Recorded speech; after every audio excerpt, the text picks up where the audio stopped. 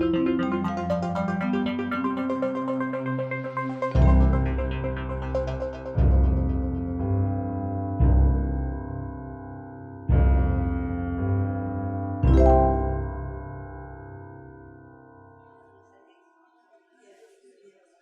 good evening, everybody. Welcome to the Sydney Maya building and to this evening's event. I'd like to begin by acknowledging the Wurundjeri people, who are the traditional custodians of the land upon which the University of Melbourne in Parkville stands. I'd like to pay respect to the elders past and present of the Kulin Nation and extend that respect to other Indigenous Australians present here this evening. I'd like also, at the get-go, to acknowledge the help and support for this evening's event from the Centre for Advancing Journalism and from the Melbourne School of Government. I'm delighted that we're partnering with these institutions. I'm really thrilled this evening to be welcoming one of India's foremost public intellectuals, Pramit Pal Chaudhuri, who is currently, among many other things, the foreign editor of the Hindustan Times. He was previously the paper's US correspondent and has roles as an editorial writer for the Telegraph and the Statesman of Calcutta. Pramit's specialization is India's international security as well as India's economic policy. Over the past several years, he's had a series of prestigious academic appointments. He's been the Hubert H. Humphrey Fellow at the University of Maryland, College Park, a Media Fellow at the Fletcher School of Law and Diplomacy, and South Asia Fellow at the Henry Stimson Centre in Washington, D.C. He's also a visiting fellow at Cornell University's South Asia Department, a superb department for those of you who don't know it. Pramit is a member of the Mount Pelerin Society, the Liberty Institute of New Delhi, the International Institute for Strategic Studies in the UK, and the Asia Society, the Global Council, as well as the Aspen Institute in Italia. Pramit is an Indian delegate to the Confederation of Indian Industries Indo-US Strategic Dialogue and Indo-Japan-US Strategic Dialogue.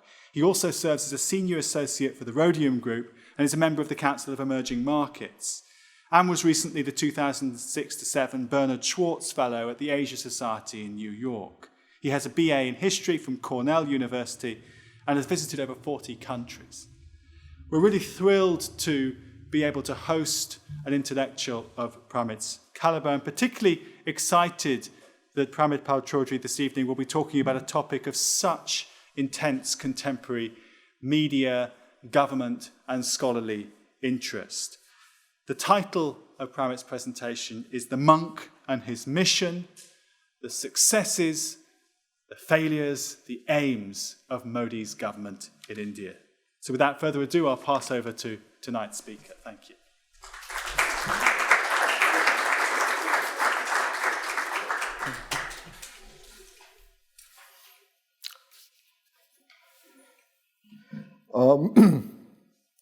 I'll begin by just talking very quickly about the election, which is now, Modi is now into his third year.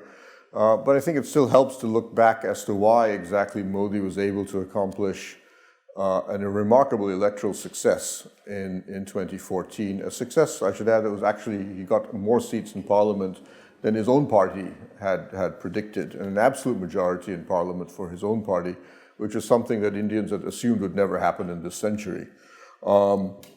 The core of it, of course, was actually the failure of the previous government more than anything else, combined with the enormous inflationary problems that India suffered for about 7 to 8 years in the period before the election. I stressed the inflation.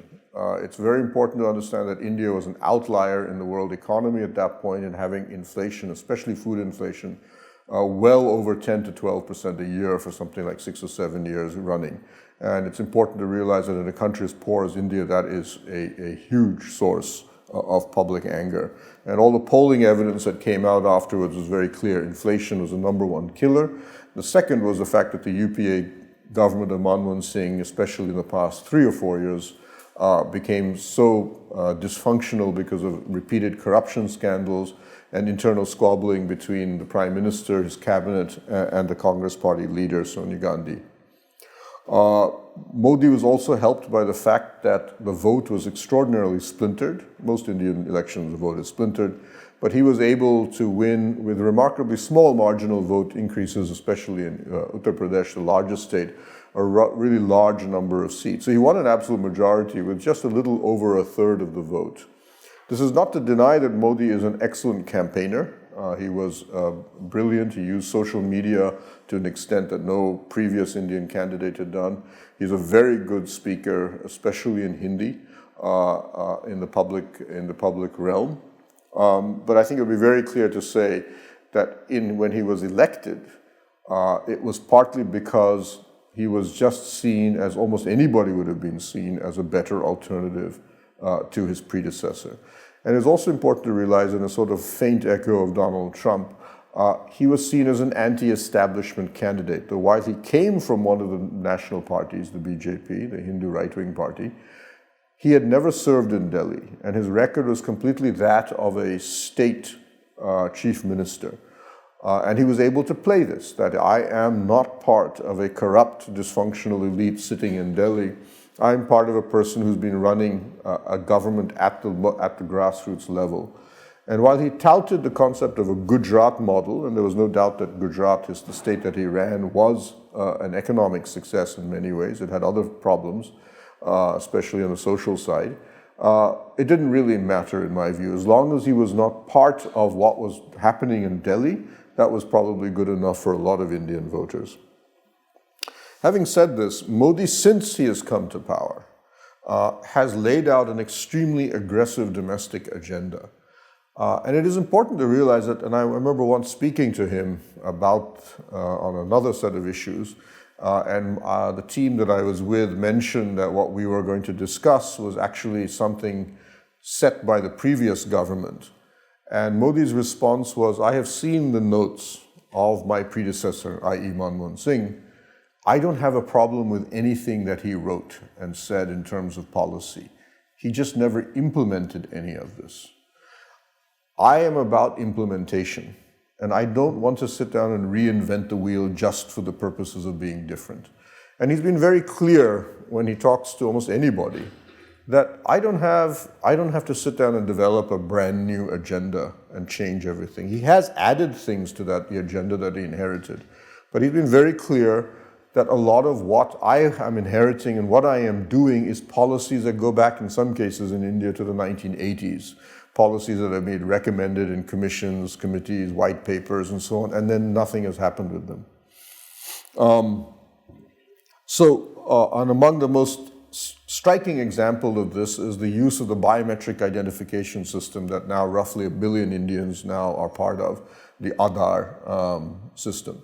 Aadhaar was a creation of the previous government, fell into paralysis because of infighting between the Home Ministry and the Prime Minister. It was a brilliant idea, and Modi campaigned against Aadhaar.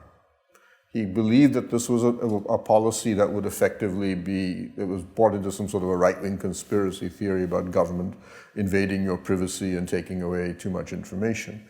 Once he came into office, he met the man who had created Aadhaar, the IT entrepreneur Nandan Nilekani.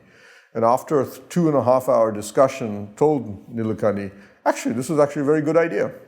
And then he's now made it the heart of a lot of the policies that he's carrying out, completely reversing his election campaign. But he said, this works. Let's do it.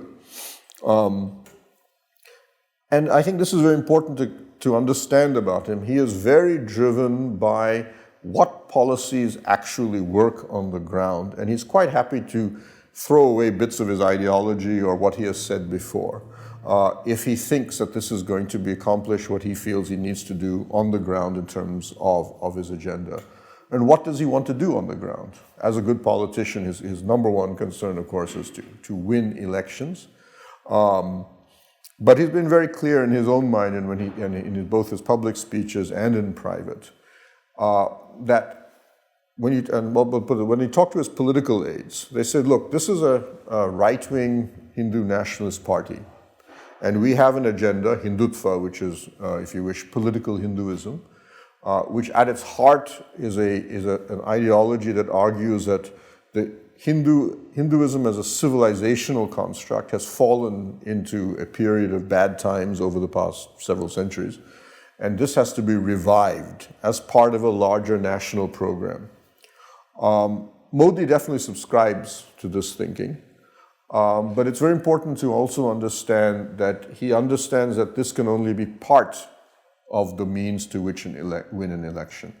And he often makes it very clear there is development and then there's ideology. And how we mix the two electorally determines how we win elections. And he often tells his own party members, in some cases, we will have to depend on the ideology. We will have to use Hindutva to mobilize votes in some places. In particular, where they face the traditional Indian political fault line of caste. To override those caste problems, we use Hindutva. But whenever we can, we use development because ultimately that's the real way to win votes. And you can see when he campaigns or when the party campaigns, if they go to a state like Bihar, where caste is extraordinarily powerful, they will tend to use a mix of about 50% Hindutva, 50% development. I'm kind of making up that figure since it's subjective.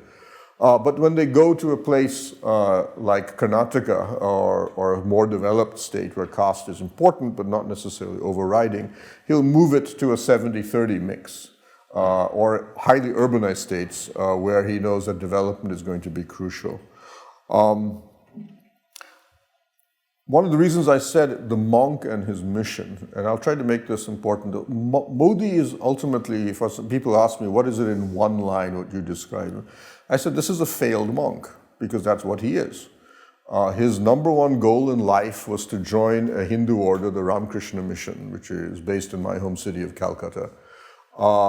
And he tried twice to join as a monk, spent 4 years of his life working in the mission, and in both cases, both 2-year terms, he was refused final monkhood and said you cannot join the monastery.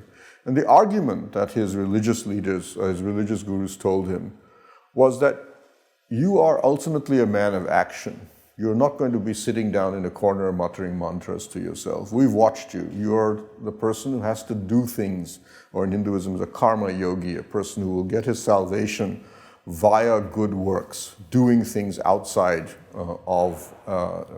So Modi, in great despair, eventually decided that he would become a politician instead. I joke, the joke was I always felt that was one of the reasons he got along with Tony Abbott, who was a Jesuit who became a politician, because he saw a kindred spirit, if you wish. The result is that Modi is extremely driven. He has no family to speak of. He works, literally does not take a holiday, has never taken a holiday since anybody can remember. Famously came to office on the first Sunday after he was elected and turned around and asked his aide, why is there nobody in the office? And they said, it's Sunday. And he says, and what has that got to do with governance? Get everybody out of bed and bring them here. And literally works through the night. He sleeps about 3 or 4 hours a day, does an hour of yoga, and then goes back to work. And famously will call up, and doesn't seem to really care whether night or day, will famously call up secretaries in the middle of the night and say, at 4 a.m. or 2 a.m. and say, going through this file, I'm curious to know why you've written this. And if you're free, why don't you come over and let's discuss this? And eventually they had to negotiate a compromise, a cabinet secretary with the staff who had family members and said, this is impossible, we cannot work with this man at this rate. So they had to stagger it so that each of them got a day off. Modi therefore has this, now Modi's game is simple. When you look at his model in Gujarat, and it's very clear that if we do a fair number, we don't promise too much, just promise a few things. And but you have to deliver whatever you promise. Voters in India, and I suppose in many parts of the world, have now come to assume that a politician making promises are just basically lying. Just focus on a handful of things and make sure you actually fulfill them. And they're prepared to accept that the other problems in their life have not been solved. But as long as you fulfill, which is why implementation is so much part of what he does. He, in many ways, is not a great strategist. He doesn't really care about being a global leader. He doesn't have these great visions about how he wants to leave an imprint or have be a Nehru in terms of his global stature or his impact on the country. He's really he's very driven about the need to just implement. In many ways, he's very American. He's very problem-solving driven rather than sitting down in terms of big picture. And he actually brushes aside bureaucrats who give him briefings, and he'll say, look, I don't want this underpinning stuff and this fluff about India being X, Y, and Z or so. Just get to the point. And tell me how you are going to implement what you're talking about. He loves the concept of action plans.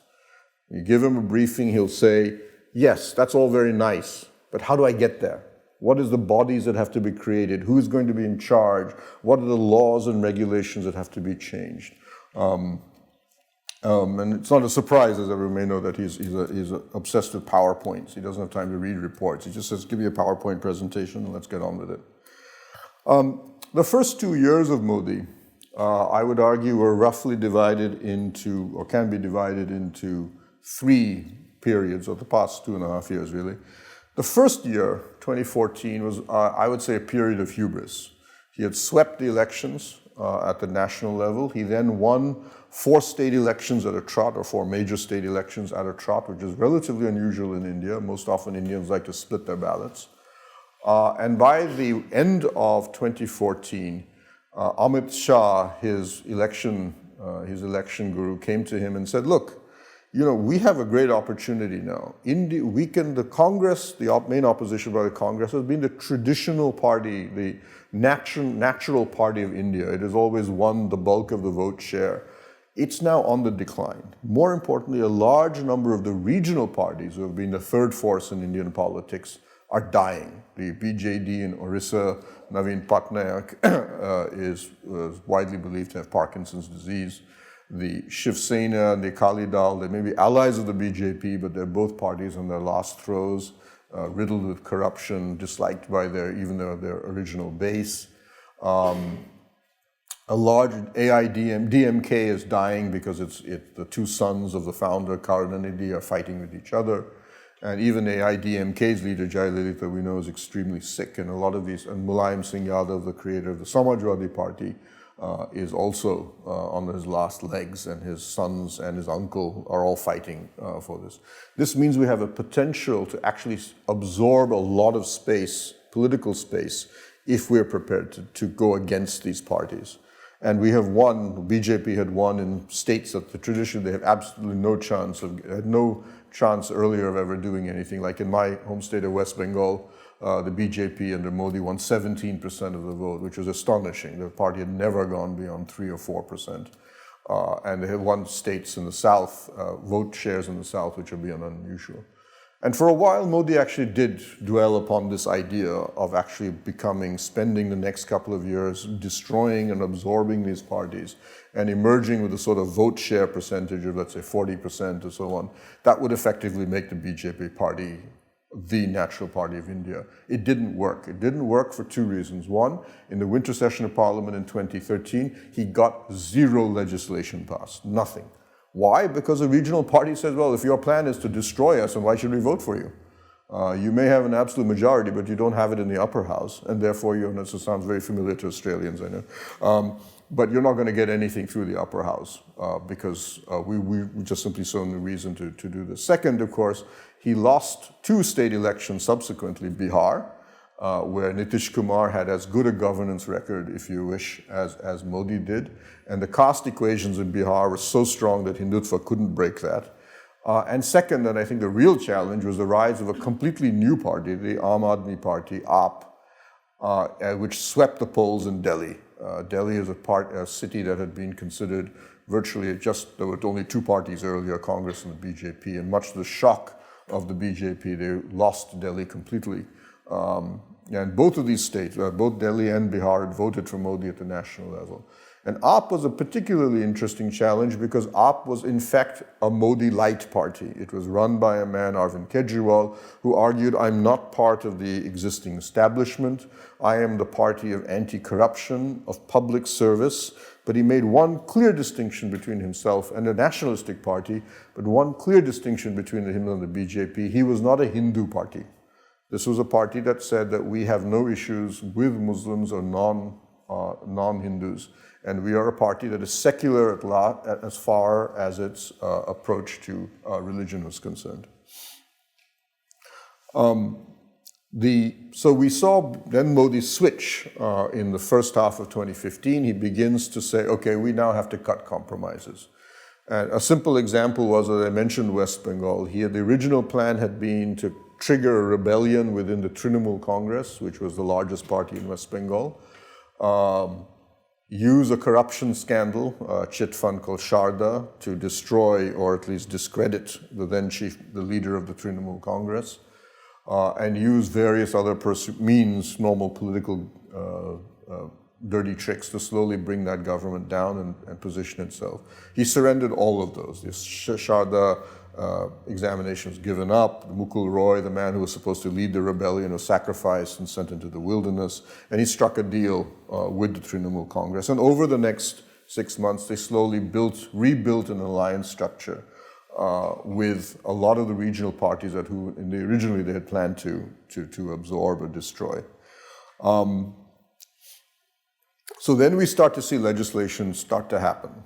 As he builds this coalition, and the Congress party, the main opposition party, which had now been reduced to the size of a regional party, in my personal view, continued to basically disintegrate because of the fact that the insistence of the dynasty, Sonia Gandhi, that it had to be a person in her family had to rule the party, and her decision that Rahul Gandhi, her son, who was a very well-intentioned and actually a quite intelligent individual, but has zero political skills, does not understand politics. Small anecdote I'll give. One time he was campaigning in tribal Orissa with two friends of mine who were journalists. And after meeting endless leaders, he suddenly turned to my friends and he said, do you think the future of my party will always be with these unwashed people? And they're like, sir, you can't say that about your own supporters and you can't say that to the press. Oh, right, sorry, okay. But anyway, that was so as I said, well-intentioned, but politics is simply, so far it does mean no evidence that this is really what he's about. So Modi then, in 2016, though, he goes back into the state election. We had a set of state elections in the south and in Assam. And while the BJP was not a contender in many of the states, in Assam they won for the first time in their history. They swept the polls in Assam.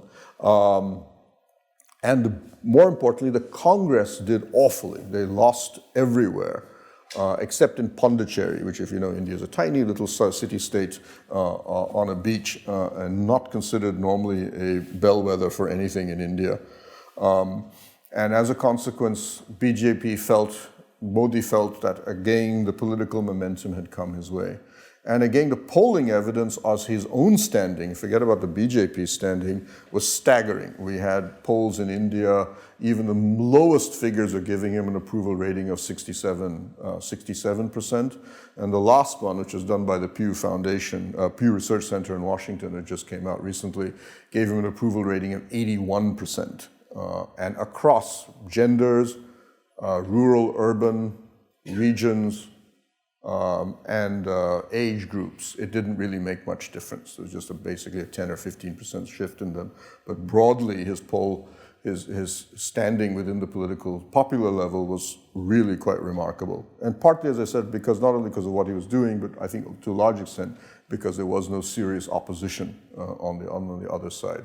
But the result has been now that having had this, once more, the wind sort of picking him up again, he then decided that he'd go back to carrying out some very hard legislation. And the most important one that has just been passed at the constitutional level and now will be passed presumably in the winter session this year was the GST tax.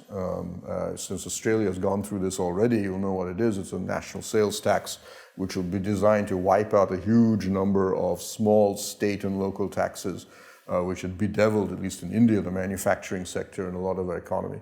To give you a sense of what this will represent, most of the studies by McKinsey and the World Bank indicate that just the passage of this tax and implementation of it, obviously, will result in an additional 1.5 to 2% GDP growth in India for the foreseeable future. A major structural reform.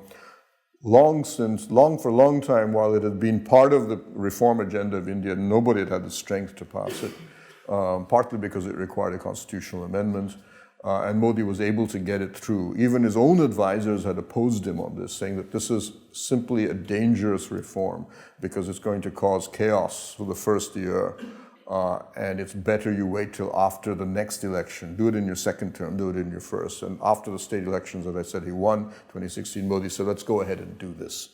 And this, to some degree, let me feed this back. Modi is prepared to take risks.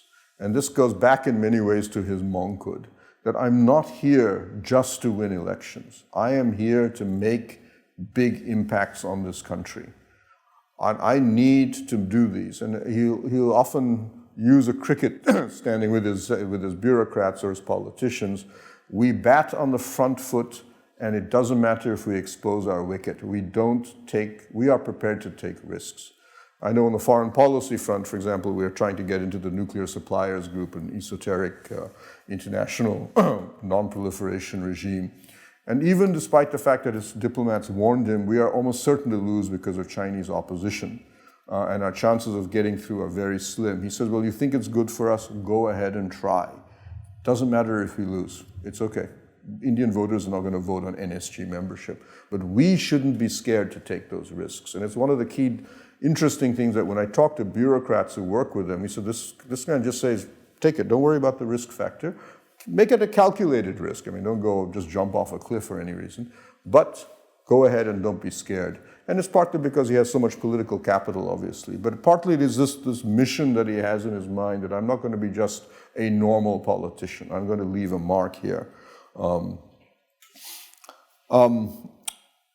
Yeah, I'll just now talk about foreign policy, partly because it's what I do, but partly because he has been very active in this field. As many of you know, his first 2 years in office, he was has become already one of the most widely traveled prime ministers in Indian history. Travels incessantly. I mean, he not just travels to one country, when he goes to a certain region, he'll visit everybody in that region. So he went to Central Asia, became the first Indian prime minister to visit all the Central Asian countries in one go. One day in each of them, and then moved on. He sleeps at night on the aircraft, lands in the morning, does his summit, flies up in the evening, sleeps, lands in another country, and keeps going. The diplomats who go with him say, it's like riding a high-speed train. We have no idea. Literally don't have time to do anything. And given that even on the airplane, he sleeps like 2 hours, they said we often come out quite frazzled by the end of these trips.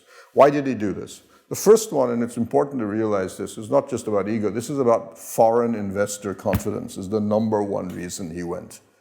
And I'll get into this on the economy side, but it was very clear when he came to power, India was hovering on junk rating. Standard & Poor's, Moody's basically said, if this Indian election does not produce a stable government, India goes to junk.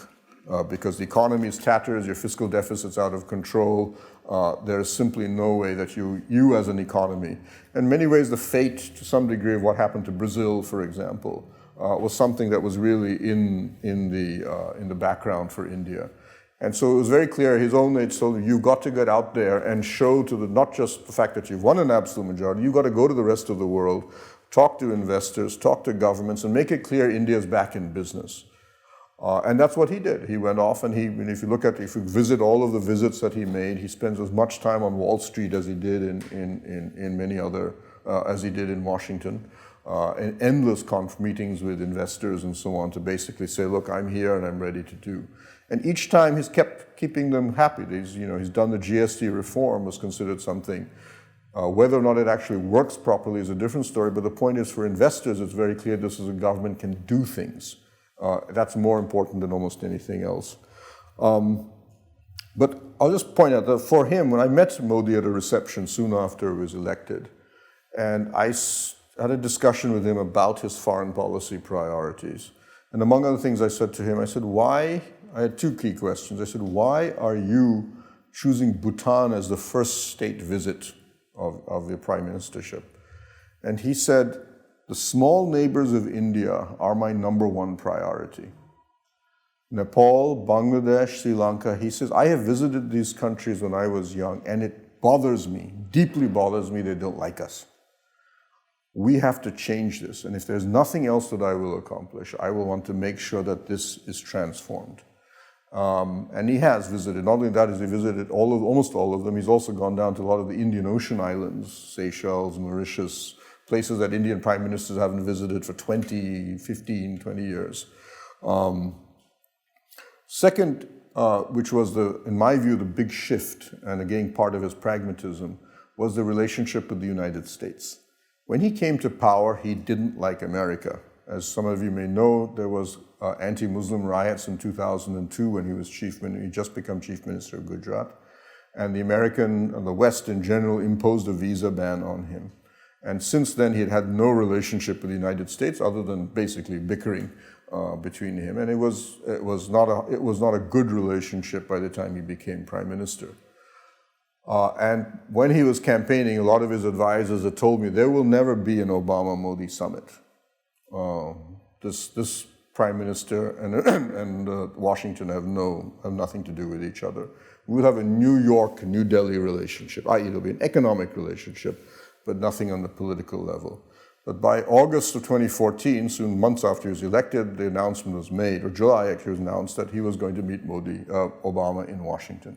So I met him again, and I asked him, I said, why are you going to America? I thought this was not something that was going to happen. So he looked a little embarrassed. He said, well, I was not going to ask for a summit, but as it is, Obama called me and said, why don't you come to Washington? And it was a little difficult to tell the President of the United States, well, forget you, I'm not going. But what was more important is that when he did eventually go to Washington, the summit was held in September. And to be fair, Obama really went out of his way. He knew, one of his aides, Obama's aides told me, he says, we knew we had to compensate greatly for what we had, our mistakes in not getting this visa problem solved before he was declared the candidate for the BJP. And so he really rolled out the carpet. Obama, for example, took Modi into the sector, to his house, into his private quarters, introduced him to his family, which I understand Obama does very, very rarely because he tries to keep his family away from his political life. And what was more interesting is they did find something to bind on, and it was climate change. Modi is obsessed with climate change. He believes very deeply that this is the number one existential threat India faces. Needless to say, Obama saw climate change as one of his great legacies. And if you look at the Indo-US relationship since then, an enormous portion of this is about how India, the United States, or India and other countries can work together on climate change. And it's very important to understand that in India, it is the right wing that is the climate change warriors. It is the left that doesn't care. And I've asked Modi about this, and he said, climate change is my special interest. This is number one for us.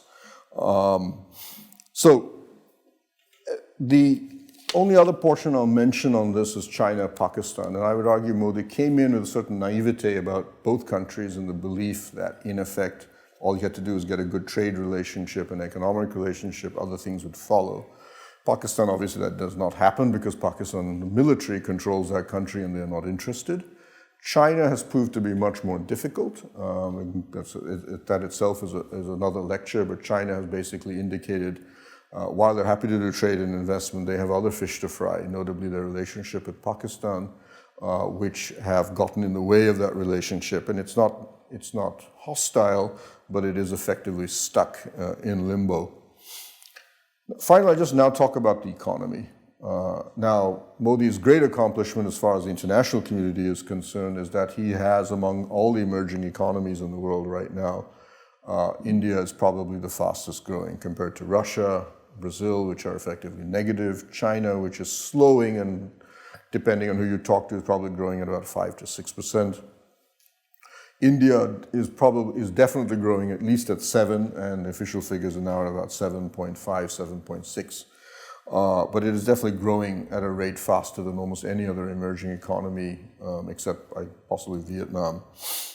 But what Modi really is looking at is really what we did when we had reached the peak in 2008, 2007, when the Indian economy touched almost 10%, 9 to 10% growth. And that's the goal that he has. But the difficulty that he's facing is we accomplished that in the past because of private capital expenditure. There was an enormous amount of private Indian investment in infrastructure. India has traditionally been a consumption-driven economy. By 2008, we were effectively, as Manmohan Singh, I remember, told me once, he said, we are now flying on 2 engines, investment and consumption, had both reached very similar levels within the GDP. Very perfect place to be for an economy. But the private sector investment collapsed after 2008, partly because of the global financial crisis, but partly because of the huge corruption and regulatory problems that bedeviled UPA too. Modi has not yet been able to get that private capital expenditure back into play. He is spending a fair amount of government money in capex, and he's getting a lot of foreign capital. India has record amounts of FDI by Indian standards, $40 billion last year, plus $40 billion FII, institutional investment, $80 billion coming into the economy. And that is sustaining the growth, though consumption is also taking off. But we're reverting back to the original consumption model we had, which Modi knows is not sustainable. But it's still one of the big economic problems that he faces, that he has not been able to get Indian private sector. And part of that reason, and this goes back, I would argue, a bit to his monkhood, he has launched an enormous anti-corruption drive to destroy the political business nexus that developed in India, sort of a robber baron period since we carried out reforms in 1991, in which real estate firms and infrastructure firms would get special regulatory and cheap land from political bosses, and then siphon off about 20% of this back to the political system, and then when they would run into financial difficulties, would get huge loans from the state-owned banks to loan them out. Very similar, in a much smaller level to what still happens in China. And Modi has destroyed this. Modi has come in and has basically turned on the state-owned banks. Some of the managers have been arrested. Now they're too scared to give loans to anybody. And has basically told the big corporate houses in India, that type of access you don't get. I will give you an environment in which you can all make money, but you no longer come and meet me and tell ministers what the policy should be.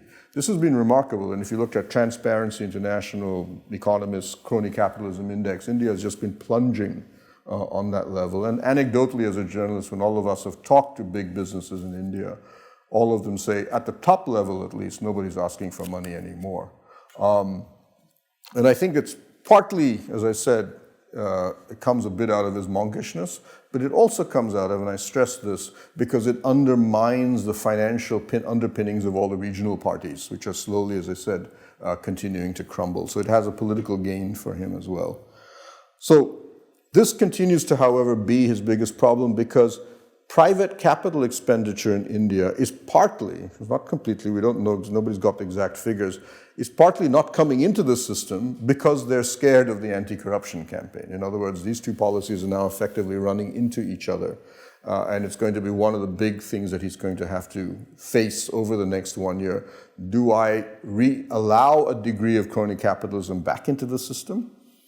Or do I assume that I'm going to have to sacrifice 1 to 2 percentage points of growth as I go into 2019?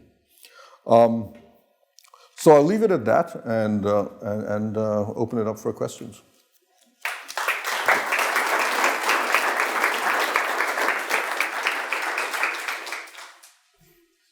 Thank you very much, Pramit, for an exceptionally clear inside picture of both the domestic and the foreign policy areas that we should be thinking about in assessing and thinking about Modi's current work. We will open up for questions. I wonder if I could start with a quick question, just riffing on the religious metaphor. It struck me that when Modi came to power, he rode on the wave of a kind of revolution of rising aspirations in India. And I think I've heard you before talk about aspiration as a kind of key word for Modi. Now, in as far as it strikes me almost to be an image of, and where the religious comes in, of salvation, particularly for the youth of India who are being promised skills, education, jobs, where that, if we could characterize it as sort of social contract breaks down, what are the risks there? And do you see, is that something that worries you? Well, it doesn't worry me. I'm not running his campaign for him. But let me just say that, yes, the BJP has positioned itself as the party of aspiration. Crudely speaking, when you talk to their advisors, or even the Congress party political number crunchers, the Indian people, PLUs like myself, are roughly about 100 million at the top of the country. They are largely outside the political system. Our vote, the number of people at that 100 million who actually vote in India is down as little as 15%. They don't actually care who's in power because their lives are effectively unaffected. Whether the BJP comes in, the Congress comes in, or even Arvind Kejriwal, their lives are more or less the same. And they are already, in many ways, already living in gated communities. Their schooling system and their healthcare structure is already privatized, and they live off of that. I don't say they barely interact, but their interactions with government and the state are actually quite minimal. What's happening underneath this is a large portion, roughly this next 2 quintiles, of about 400 million people. This is the rise of a new middle class, maybe upper working class, depending on how you define it, often first or second generation away from the farm. Very driven. This is, as my newspaper, my marketing division of my newspaper, for example, is all sociologists. And they spend their time showing me the maps of the gentrification of one slum as they'll show this area that used to read, my newspaper, the Hindustan Times, is in English, but we have a sister paper, Hindustan, which is in Hindi. And they'll say, people used to read Hindustan in Hindi. They're now switching to the English paper. So we now have to market the English paper in this area. And it's amazing the swaths of the country, not just in the cities, but in small towns, second-tier cities. The World Bank recently carried out a study on looking at social mobility in India. And their chief economist, whose name is Ramos, was a Uruguayan, he said what was startling for us was that semi-skilled laborers, right at the bottom of the social ladder in India, when we then surveyed to see what income level their children were, 40% of them were in the next income bracket. People with zero educational skills, their kids had moved into the next income ladder, 40% of them in one generation. And the figure just rose dramatically as you go higher and higher, 80, 90% in some social ladder, in some social equations. I'm always amazed to find that my driver normally has a better cell phone than I do. And I'm like, how can you afford this? So you have this huge shift. This group, though, has, among other things, a value structure problem. They're coming out of the villages in which you have a rigid caste, very pious structure. Suddenly they're in the cities where all of this doesn't matter, where your caste is irrelevant, and nobody cares about all of these things. It's a completely different structure. Some of them react violently. They don't like the fact that women, for example, suddenly it can be their boss. Or definitely in a different models than what they're used to in rural India. This is particularly true in North India, which is much more patriarchal. But they're also becoming nationalistic. A lot of them find a new value structure in either a form of, sometimes anthropologists in India call a Semitized Hinduism, one in which, for example, texts really matter. Hinduism, traditionally, the text is not that important for us.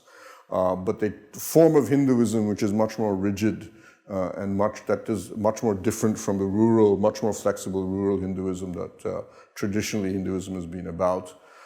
They often take the flag, they take national symbols much more importantly.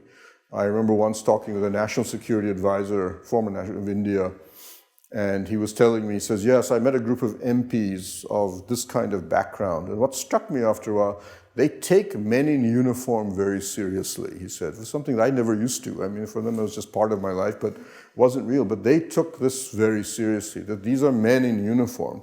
They have to be given a special clearance, which is meant for basically pension reform for the soldiers. And this class of people is exactly who Modi bonds with. He sells his own story. I am the son of a railway tea seller, and look where I am today. The Swachh Bharat, Clean India program, it's not a great success because ultimately it's a social movement. You're not going to be, the government can't force people to use a bathroom if they don't want to.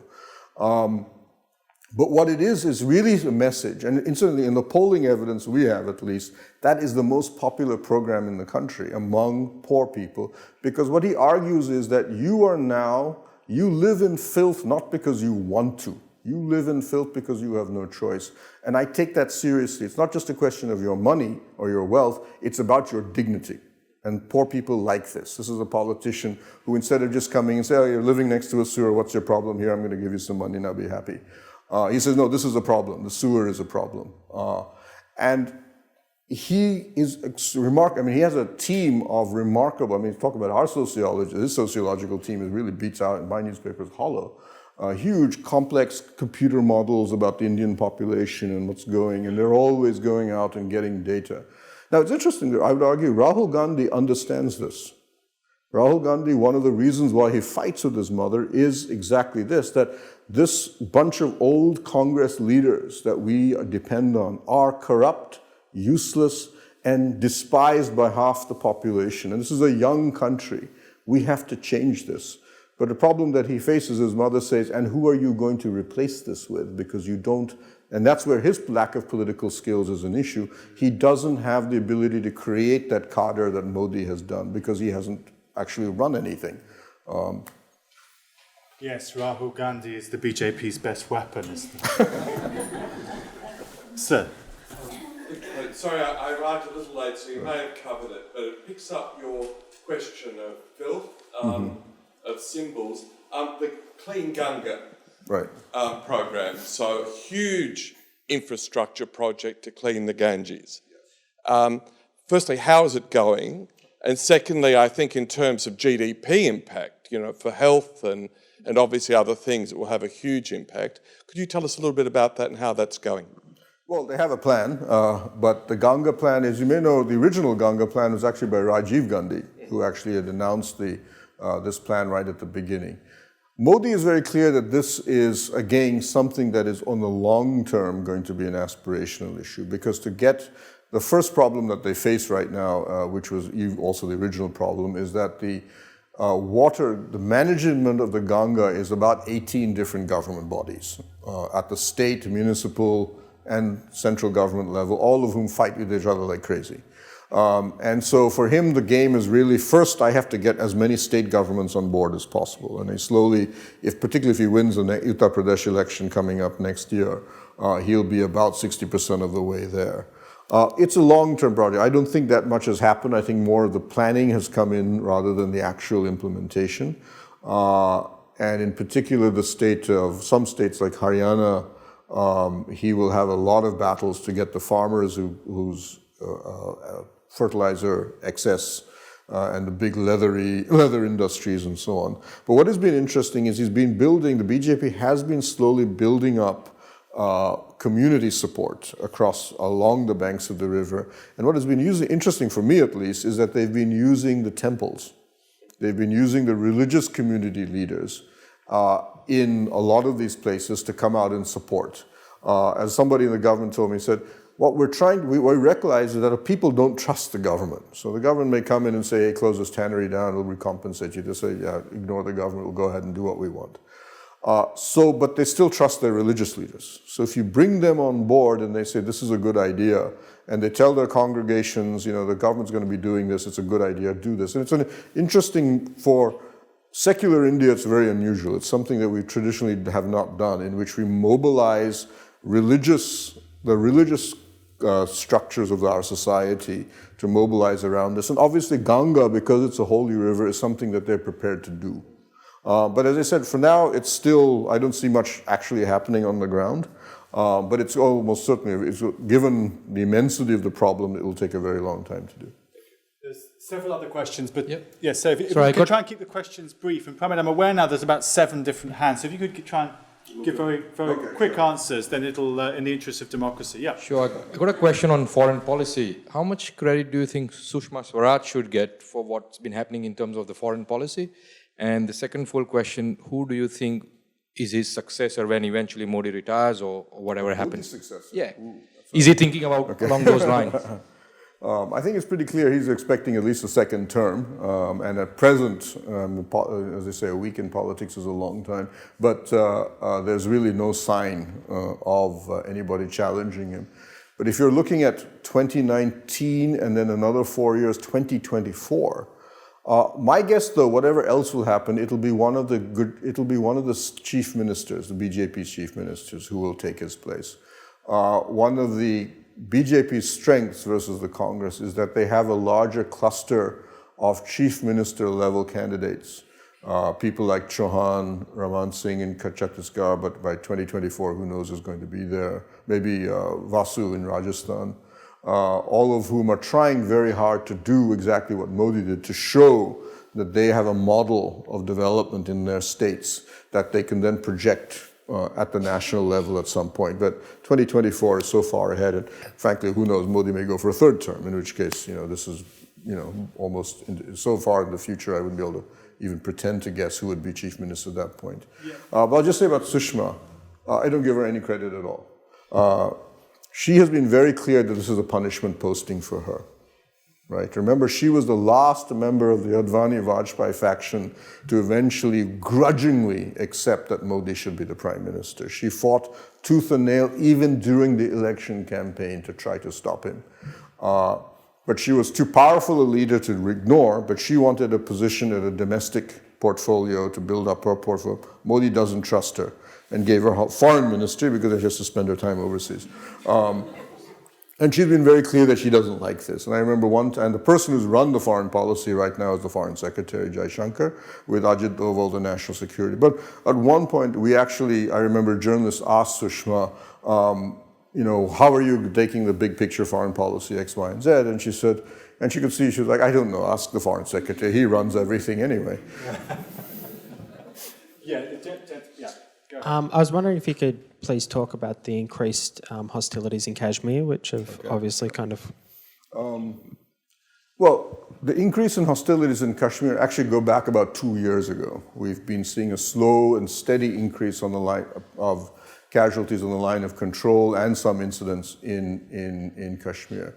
The fundamental problem now is that while Modi, incidentally, and Nawaz Sharif like each other a lot, Modi, after having met him a number of times, has privately said, I like this man, he's got all the right ideas. Unfortunately, he ends everything by saying, and I have absolutely no power. So the generals, however, are very clear they have no interest in dealing with us. What India and Pakistan are actually engaged in is, if you wish, a proxy war in Afghanistan, or proxy struggle in Afghanistan. And that has been the Pakistan military's biggest headache, is that they had expected by about 2014 a pro-Pakistani Taliban, partly Taliban government would be power in Kabul. That hasn't happened. And Modi has upped the stakes there by beginning the shipment of lethal weaponry for the first time. Helicopter gunships were given. And the military, Pakistan military has responded very strongly. They see this as a red line. The Pathankot airbase attack was about that, not about Modi dropping by and meeting Sharif in Lahore. The helicopters came from Pathankot, and then when they were targeting, the attackers were targeting the next batch of helicopters to go to Afghanistan.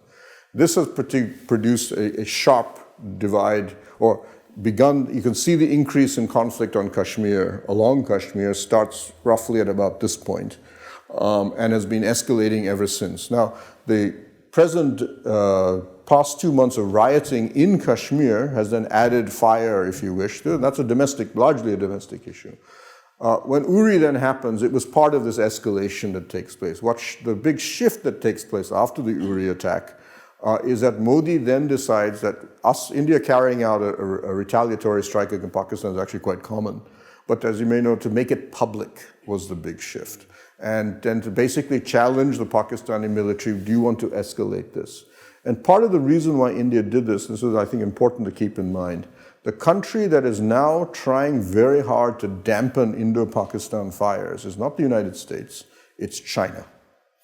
China is desperately trying to keep the two countries from going, and India is exploiting that leverage because obviously China can't tell India anything to do, but they can tell the Pakistan army to do something, to quiet down. And that's because of the China-Pakistan economic corridor. China is saying, we can't build this if you two are fighting. So India, in effect, then yells at China, do something about your bad boys, otherwise your corridor is dead. And then China gets nervous, and okay, calm down, everybody. Okay, Pramit, we've got far too many questions, I'm Why don't afraid. we take them together? Can we take, let's maybe take, we'll take a couple of questions together. These people at the front have had their hands up for longest, and then we'll have to move to the vote of thanks, I'm afraid. Yes, go ahead, sir. Yeah, I think your statement about India's economic development is definitely is very right. India's economic development and economic growth is really impressive, and in fact, India's poverty alleviation strategies have been have produced significant results. But on the other hand, one witnesses a certain religious intolerance which is growing in India now. A recent, debate within Bollywood. Let me address the. That's fine. Okay, Could fine. you pass the microphone? So one question on religious intolerance. Yeah, if you could ask your question quickly. Mine overlaps partly in the economic things. So there was at one point, Mr. Rajan was casting a doubt about the figures that government had given. He was not sure of. The central banker. Yeah, Okay, and also Amartya Sen had given an interview in one of the channels regarding telling that it may be too early for India to talk about such a development without infrastructure, and then he also said that maybe because of that he was ousted out of the vice chancellorship or something like that. Okay. In that lines. And secondly, do you think there is a growing of this fanaticism about Modi rather than people being judges and being objective? Do you think that they're losing it for whatever reason it is? Okay. All right. Just very quickly. Yeah. Okay. I know the complex question. On the religious intolerance issue. Now, one thing at least in the newspapers and even anybody who's tried to go through the numbers, in terms of the actual number of incidents, which in India we would call communal, which is i.e. sectarian violence, there's been no real increase. India normally gets about 600, between 650 to 550 is the normal figure across India, which are based on the police figures that we get from the state governments, and we in the media are pretty good at checking this. There's been no increase. The shift that I would argue is that the Prime Minister keeps quiet. Traditionally in India, when we've had such incidents, so a lot of the programs, Ghar Wapsi, which is the conversion issue, cow protection, have always been there. Ghar Wapsi has been going on for 50 years and it's a total failure. They've converted maybe 50,000 people, and of which 30,000 are promptly reconverted to their original religion. They just get money and they're happy to go back and forth. But what happens is, what the shift has been is that traditionally, let's say under Vajpayee, as with other prime ministers in India, when a major incident has happened, somebody has been killed over beef consumption or holding beef, the prime minister has come out and said this is a bad thing. Modi has kept quiet. And this is the key difference between him and other governments or other prime ministers. He's basically said this is an issue for the state governments to handle. I won't do this. When I've asked his people, I said, look, even on the polling evidence we have, he still gets about 60% there, but it's the lowest approval rating he gets is on communal relations, on these sectarian issues. So why do you persist? What do you get out of this? And their argument is simple. Why did Vajpayee lose? Vajpayee was immensely popular as a prime minister. He had a 75% approval. The economy was booming. There was no reason for the BJP. They lost because the BJP's own base stayed home. Somewhere between 8 to 9 percentage votes were lost because the BJP right wing said, Vajpayee is a congressman. What's Hindutva about this man? He's done nothing for our agenda. So they said what we decided then was that Modi therefore had to stay silent to keep this group happy, but he would never say anything in favor of Hindutva And he's never passed any legislation or even recommended legislation that in any way promotes the Hindutva agenda. It's a very delicate balance. And as you notice, he did come out against the cow protection groups when Dalits were attacked, because the Dalits are the lowest caste of Hindus, because that was considered part of his coalition, electoral coalition that he wants to build.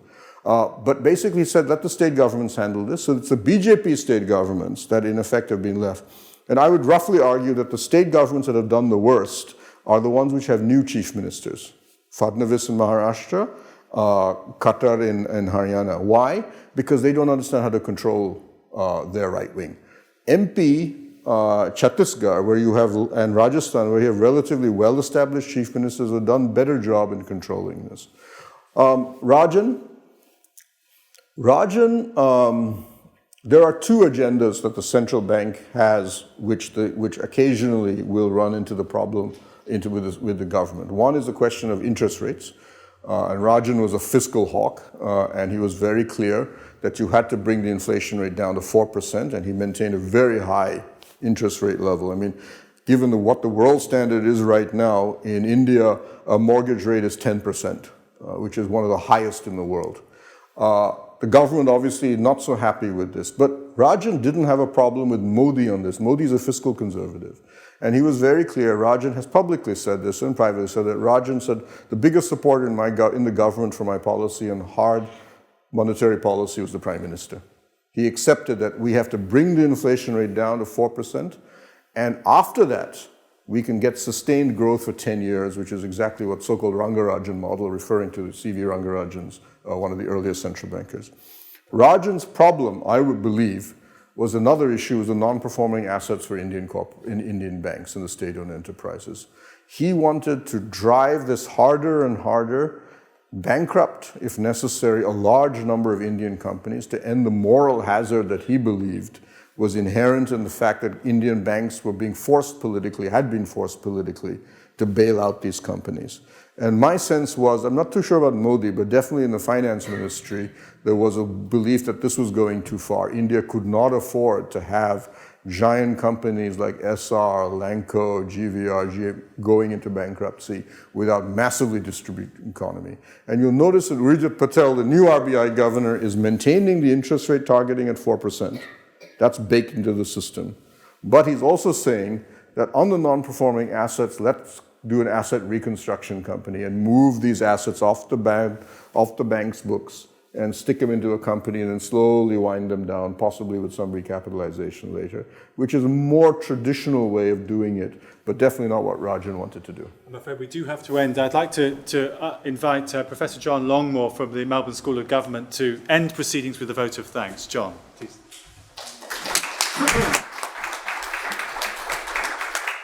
Thanks very much. I thought that was an absolutely fascinating lecture. It was logical, succinct, highly informed, very analytical, a wonderful description of what's been happening in India in the last 2.5 years, and of great value to those of us who are not following it closely. I wish you were syndicated in an Australian newspaper, but we can, of course, look you up on the web, and personally I'll be inclined to do that in future. Thank you very much for a splendid...